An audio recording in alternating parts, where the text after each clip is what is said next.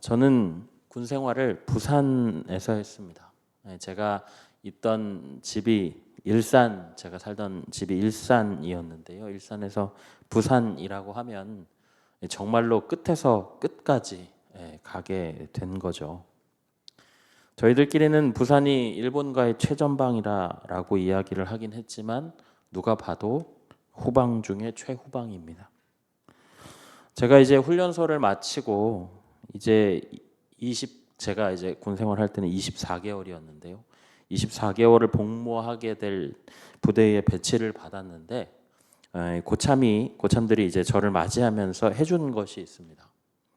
누구나 아마 오면 그것부터 시작을 하는 것 같았는데 복무할 날이 며칠이 되었는지 그리고 군 생활을 몇 퍼센트 했는지 이렇게 계산해주는 그런 프로그램에 저를 등록시켜 주는 겁니다. 처음 봤을 때 제 군 생활 한 퍼센트가 0.04%였습니다. 뭐 0%가 아닌 게 다행이라고 생각을 하면 그랬는데 이 감옥과도 같은 곳에서 머리를 팍팍 깎고 이 가지 않는 시간들을 얼마나 더 보내야 되나 하고 굉장히 절망했던 그런 기억이 납니다. 그런데 흔히들 이야기하죠. 거꾸로 매달아놔도 국방부 시계는 돌아간다. 시간은 점점 가더라고요. 그러니까 어느 날 이제 군 생활을 조금 했다, 좀 많이 했다라고 할 수 있는 상병이 되었습니다. 그랬는데 고참이 저한테 이렇게 얘기하더라고요. 야, 이제 우선이도 상병 달았네. 축하한다. 이제 1년 남았네. 저는 굉장히 군 생활을 많이 한 줄로 알았는데 아직 12개월이 남아 있다라는 사실에 또 절망했던 그런 시간들이 있었습니다. 얼마나 그 시간들이 더디 가던지 그 저녁이라고 하는 어떤 특정한 날이 그렇게 기다려진 것은 난생 처음 하는 그런 경험이었다라는 것이죠. 그런 관점에서 오늘 말씀을 좀 살펴보도록 할 텐데요. 오늘 본문 말씀은 요한계시록의 일부입니다. 이 요한계시록이라고 하는 책은요, 요한복음과 또 요한 1, 2서와 함께 이 사도 요한이 기록한 책이죠.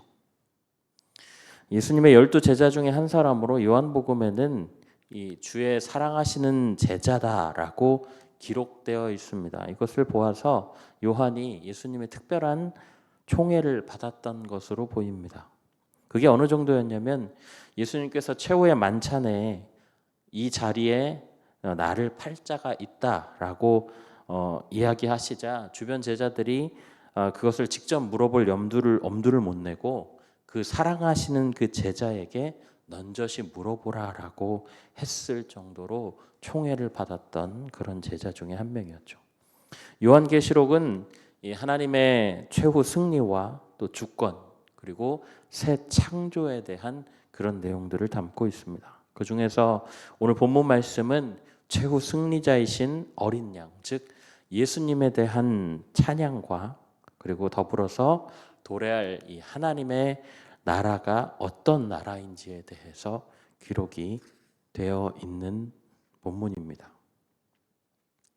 이 요한계시록은 문자 그대로 하나님의 계시를 기록한 책입니다. 이 계시라고 하는 것은 10개 자와 보일 시자의 합성어예요. 그래서 이것을 의미로 풀어보면 깨우쳐서 보여줌 혹은 사람의 지혜로서는 알 수 없는 진리를 신이 가르쳐 알게 함, 이런 의미가 있습니다.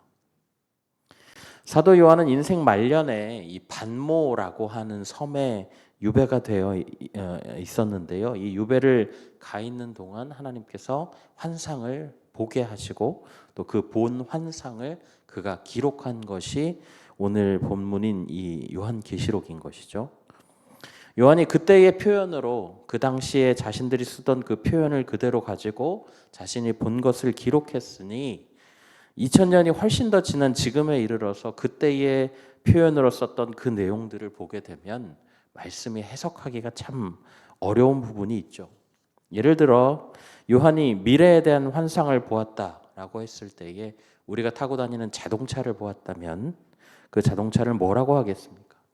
뭐 강철로 만든 낙타, 뭐 소, 당나귀, 수레 같은 것들을 사람들이 타고 다닌다라고 이야기를 했겠죠. 모호하고 때로는 이해할 수 없는 그런 표현들로 인해서 이 계시록의 해석은 지금까지도 굉장히 분분하고 또 계시록 해석을 자기들 입맛에 맞게 해석하면서 이 이단 종파들을 무수하게 생성하는 그런 여지를 주는 책이기도 합니다. 오늘 본문에는 나오지 않는데요. 본문 바로 직전에 굉장히 유명한 숫자가 나옵니다. 14만 4천이라고 하는 숫자가 나오거든요. 근데 이 숫자를 이제 신천지에서 실제 숫자로 계수를 한다. 실제로 숫자로 이야기를 합니다. 예수님께서 다시 오시는 날에 구원받을 수 있는 사람이 전 세계 인구 중에 14만 4천밖에 없다라는 거예요. 그러니까 당신들은 이 14만 4천 안에 들어야 된다라고 가르칩니다. 그래서 이 14만 4천을 계속해서 모으다 보니 어느 순간에 이제 그 숫자를 넘어가 버린 것이죠. 14만 4천이 넘어가게 되니까 이제 어떻게 하냐면 각 지부 지역마다 또 지부가 있고요. 또 그런데 그 지파에서 헌금 생활을 조금 게을리하거나 아니면 포교 활동을 조금 느슨하게 하거나 하는 사람들을 순차적으로 재어서 잘라내는 작업까지도 한다라고 알고 있습니다. 이렇게 무수한 오해들이 있을 수 있고 말씀에 대한 잘못된 해석이 분명히 등장하기 때문에 그리고 이 말씀을 보게 되면 재앙에 대한 부분이 계속해서 나오거든요. 그래서 이렇게 나오는 부분들을 보게 되면 계시록이 마치 무서운 책, 저주에 대한 하나님의 저주에 대한 기록을 담고 있는 그런 책으로 많이 오해되어 왔던 것이 사실입니다. 그러나 오늘 본문을 보면 그런 잘못된 상식들을 깨는 그런 내용들이 기록이 되어 있는데요. 오늘 본문 9절 10절 말씀을 우리 함께 보도록 하겠습니다. 우리 9절 10절 말씀 함께 읽어보겠습니다. 이 일 후에 내가 보니 각 나라와 족속과 백성과 방언에서 아무도 능히 셀 수 없는 큰 무리가 나와 흰옷을 입고 손에 종려가지를 들고 보좌 앞과 어린 양 앞에 서서 큰 소리로 외쳐 이르되 구원하심이 보좌에 앉으신 우리 하나님과 어린 양에게 있도다 하니. 여러분 여기 9절에 보면 아무도 능히 셀 수 없는 큰 무리라고 말하는 이 숫자가 바로 좀 전에 제가 말씀드린 14만 4천입니다. 이 14만 4천이라고 하는 숫자는 신천지에서 이야기하는 것처럼 어떤 실제적인 숫자가 아니고요. 이스라엘 백성들이 완전수라고 이야기하는 그 12, 이스라엘 12지파를 이야기하는데 이 12, 12의 제곱수입니다. 그리고 거기에다가 이 완전함, 이 충만함을 상징하는 10의 세제곱을 곱한 수가 바로 14만 4천입니다. 그러니까 이 숫자는 무수히 많은 숫자다라고 이야기할 만큼 그때의 가장 완전한 숫자, 가장 많은 숫자를 상징적으로 보여주는 상징수라고 할 수 있는 것이죠.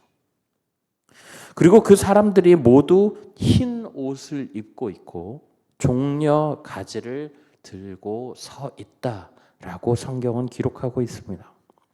여러분 종려가지 하면 생각나는 거 있으시죠? 예수님께서 예루살렘에 입성하실 때 사람들이 종려나무 가지를 들고 예수님께 호산나 우리 왕이여 라고 했었던 그런 것들을 우리가 생각을 할 수 있는데 이 종려가지는요 이 영광과 승리를 상징하는 가지입니다. 보통은 이제 왕이나 전쟁에서 승리한 장수가 돌아올 때에 이 종려 가지를 들고 맞이했다라고 하죠. 이 사망과 사탄의 세력으로부터 완전한 승리를 가져오실 그 어린 양, 즉 예수님께서 왕이심을 상징하는 의미로 보좌 앞에 이 사람들이 종려 가지를 들고 서 있는 것입니다. 우리가 13절과 14절 함께 보실 텐데요. 제가 한번 읽어드리겠습니다. 13절 14절입니다. 장로 중 하나가 응답하여 나에게 이르되 이 흰옷 입은 자들이 누구며 또 어디서 왔느냐? 내가 말하기를 내 주여 당신이 아시나이다 하니 그가 나에게 이르되 이는 큰 환난에서 나오는 자들인데 어린 양의 피에 그 옷을 씻어 희게 하였느니라. 여러분, 이 많은 무리들은 환난으로부터 나오는 자들이다라고 성경이 기록합니다. 그래서 이 표현을 가지고 해석을 할 때에 믿음으로 그 환난의 기간 동안 순교한 사람들을 말한다라고 하는 해석도 있고요. 또 생활 속에서 믿음을 지키느라 애쓴 그런 사람들이라고 하는 그런 해석들도 있는데 어느 쪽이건 어쨌든 이들은 지금 어린 양의 피에 자신들의 옷을 빨아서 씻어서 깨끗한 흰 옷으로 만들어서 입은 자들입니다. 실제로 생명을 위협하는 공격이든 아니면 삶에서 믿음으로 인해서 핍박받은 사람이든 깨끗하게 하시는 그 보혈의 능력을 힘입고 또 그 보혈의 능력을 붙잡고 아등바등 세상 가운데서 신앙으로 버티기 위해서 애썼던 그렇게 살아갔던 성도들이었다라는 거예요. 그리고 그런 그들이 모여서 한데 모여서 외칩니다. 구원하심이 보좌에 앉으신 우리 하나님과 어린 양에게 있도다. 인간이 아무리 죄로부터의 그 어떤 해방에 닿으려고 해서 선행을 하고 수행을 해나가고 지식을 쌓아본들 절대로 닿을 수 없었던 그 구원 가운데 유일하게 닿게 할 수 있는 길이 있었다면 그건 오직 하나님의 아들이시면서 동일 본체이시자 스스로를 하나님께 화목제물로 바쳤던 예수 그리스도뿐이었다라고 하는 사실을 그 자리에 있는 모든 사람들이 지금 한 목소리로 외치고 있다라는 거예요. 그리고 곧이어서 이 거대한 무리들의 찬송 코러스가 이어지게 됩니다. 우리 11절과 12절 말씀을 우리 함께 읽어보실까요? 11절과 12절입니다. 모든 천사가 보좌와 장로들과 내 생물의 주위에 서 있다가 보좌 앞에 엎드려 얼굴을 대고 하나님께 경배하여 이르되 아멘. 찬송과 영광과 지혜와 감사와 존귀와 권능과 힘이 우리 하나님께 세세토록 있을지어다. 아멘 하더라. 모든 천사들과 장로들과 내 생물과 보좌까지, 이것은 한마디로 말하면 그때 그 자리에 있었던 모든 존재들을 이야기하는데 그 모든 존재들이 엎드려서 하나님을 찬양하고 있습니다. 여러분, 엎드려서 얼굴을 댄다라고 하는 이 표현은 완전한 항복을 의미합니다. 고대 근동의 전쟁을 보면 이 승리한 그 왕이 포로의 얼굴을 발로 밟는 장면들이 나와요. 그러니까 얼굴을 땅에 완전히 댔다라고 하는 것은 완전한 항복을 이야기한다라는 것입니다. 하나님의 영광과 존귀와 권능과 힘 앞에 완전히 압도되고 완전히 무장해제되어서 그 전 존재가 완전히 하나님 앞에 순복하게 되었다라는 거예요. 그 모든 영광이 오직 하나님께만 영원토록 있을지어다 라고 고백하면서 마지막에 뭐라고 하죠? 아멘, 이렇게 덧붙입니다. 여러분, 아멘이라고 하는 말이 어떤 뜻인지 아시죠? 참으로 그렇게 되기를 원합니다 라고 하는 이 표현인데, 이 동의나 어떤 기원을 표현한다기보다는 확실하게 그렇습니다 라고 하는 고백의 의미에 가깝습니다. 여러분, 이 엄청나고 이 장엄한 그 찬양의 현장을 조나단 에드워즈 목사님은 이렇게 표현을 하십니다. 하늘의 모든 성도는 하나님의 정원의 꽃과 같으며 그곳의 모든 영혼은 즐거운 어떤 음악회의 선율과도 같다. 여러분, 그리고 천국은 어떤 곳인가가 우리 말씀 15절에서 17절까지 나와 있는데요. 조금 길긴 하지만 우리 이 말씀을 한 목소리로 읽어보도록 하겠습니다. 15절부터 17절까지의 말씀입니다. 그러므로 그들이 하나님의 보좌 앞에 있고 또 그의 성전에서 밤낮 하나님을 섬기매 보좌에 앉으신 이가 그들 위에 장막을 치시리니 그들이 다시는 줄이지도 아니하며 목마르지도 아니하고 해가 아무 뜨거운 기운에 상하지도 아니하리니 이는 보좌 가운데에 계신 어린 양이 그들의 목자가 되사 생명수 샘으로 인도하시고 하나님께서 그들의 눈에서 모든 눈물을 씻어 주실 것임이라. 아멘. 여러분, 저는 이 말씀을 읽을 때마다 마음이 뜨거워집니다. 저는 이 말씀이 요한계시록의 핵심 구절이고 성경 전체를 통해서 우리에게 주시는 최고의 위로와 소망이라고 생각합니다. 우리가 왜 이 땅에서의 괴로움을 감수하면서까지 우리가 천국을 소망해야 하는지, 그 천국이 그럴 만한 가치가 있는 것인지에 대해서 말씀이 정확하게 표현하고 있는 것이죠.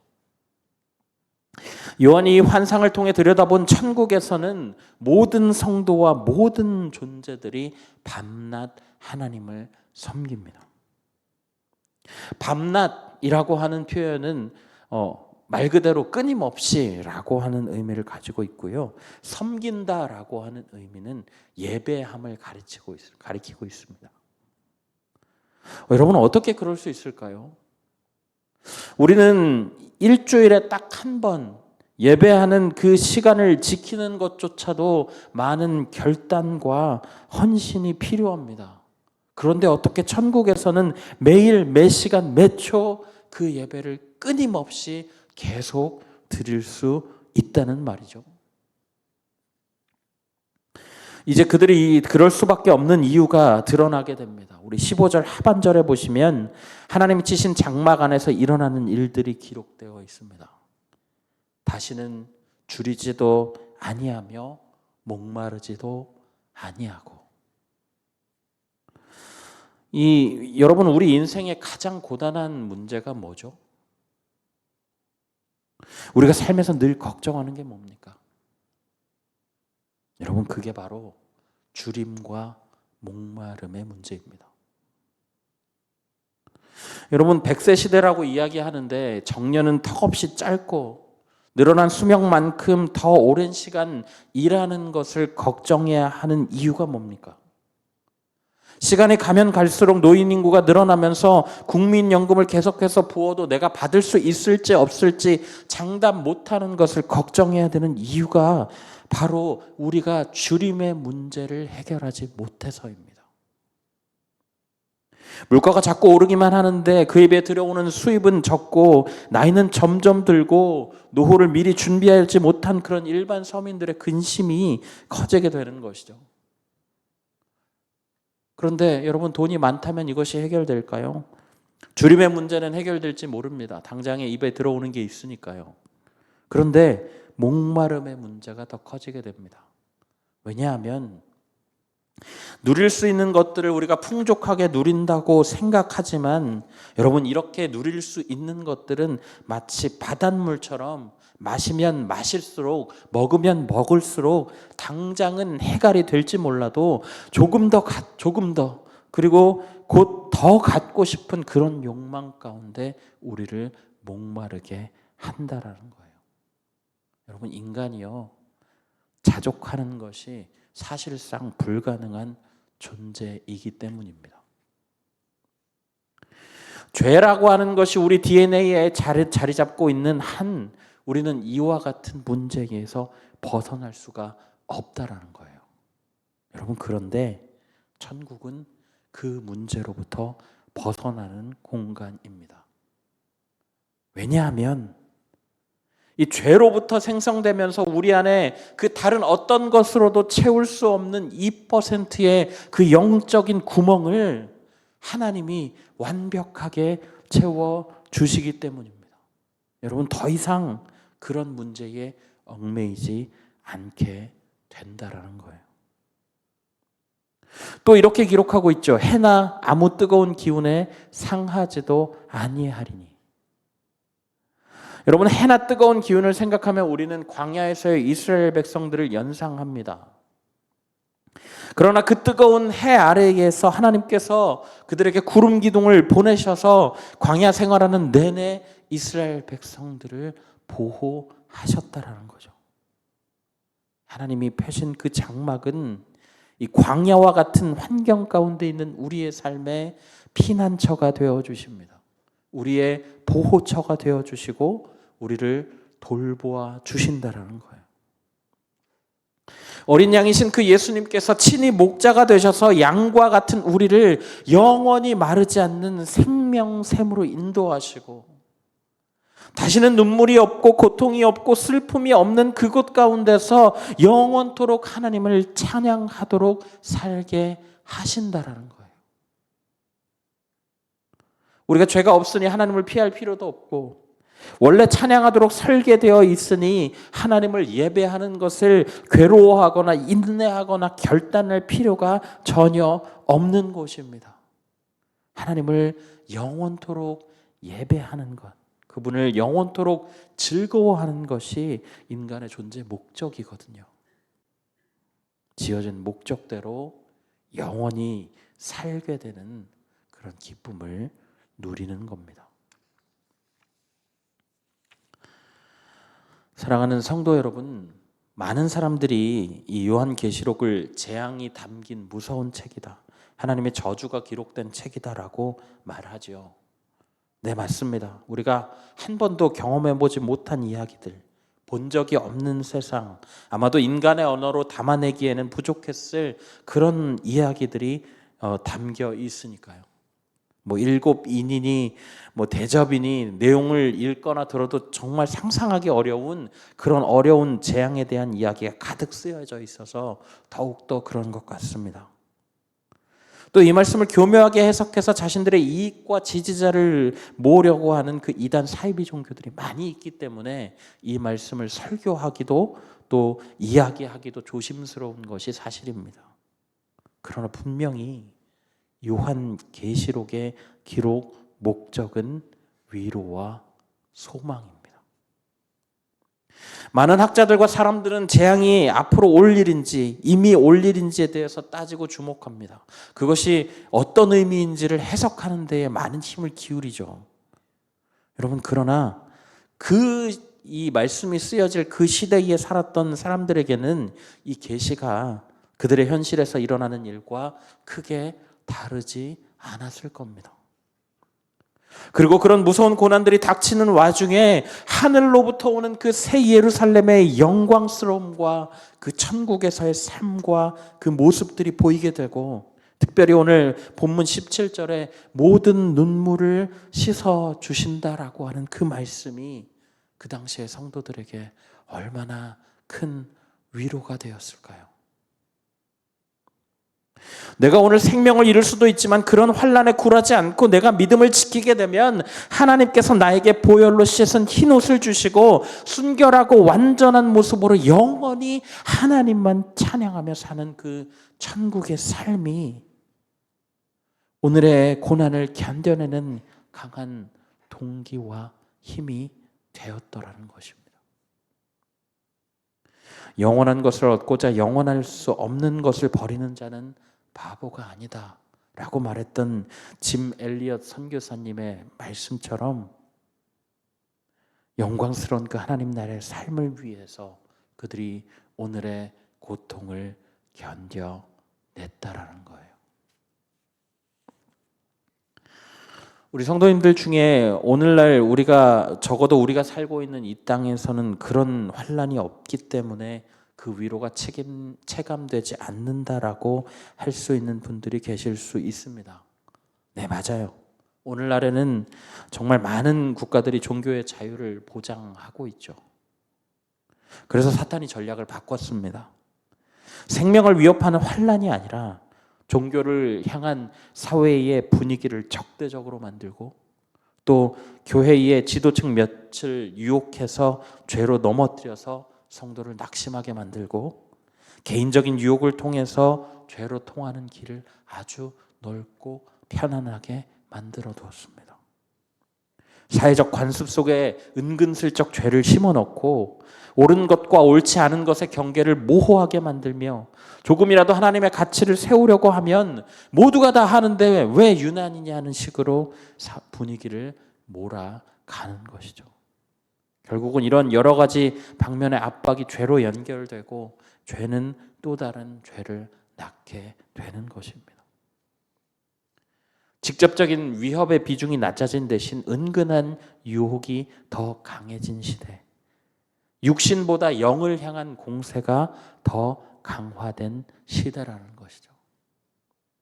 여러분, 이런 세상에서 우리가 살면서 우리가 복음의 가치를 더 굳게 세우고 하나님의 말씀으로 기준을 삼으며 그 말씀을 따라 사는 일이 과연 계시록 당시의 시대보다 쉬운 것일까요?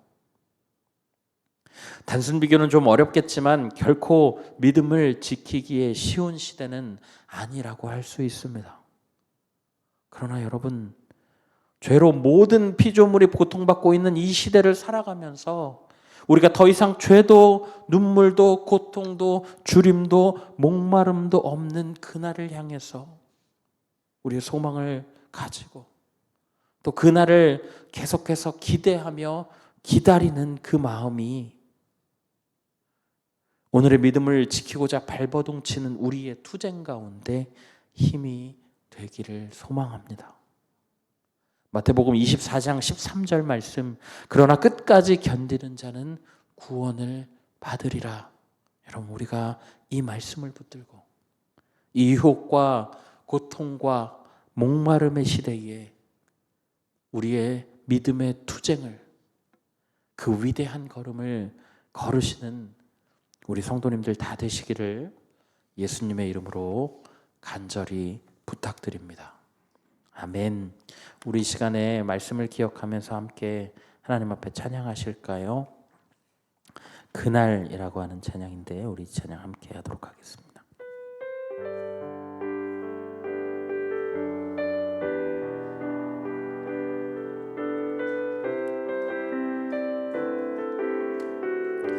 사망의 그늘에 앉아 사망의 그늘에 앉아 죽어가는 나의 백성들, 절망과 굶주림에 갇힌 저들은 내 마음에 오랜 슬픔,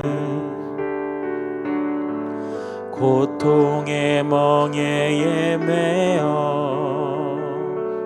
울고 있는 나의 자녀들, 나는 이제 일어나 저들의 명예를 걷고 눈물 씻기기 원하는데 누가 내게 부르짖어 저들을 구원케 할까? 누가 나를 위해 가서 나의 사랑을 전할까? 나는 이제 보기 원하네. 나의 자녀들 살아나는 그날 기쁜 찬송 소리 하늘에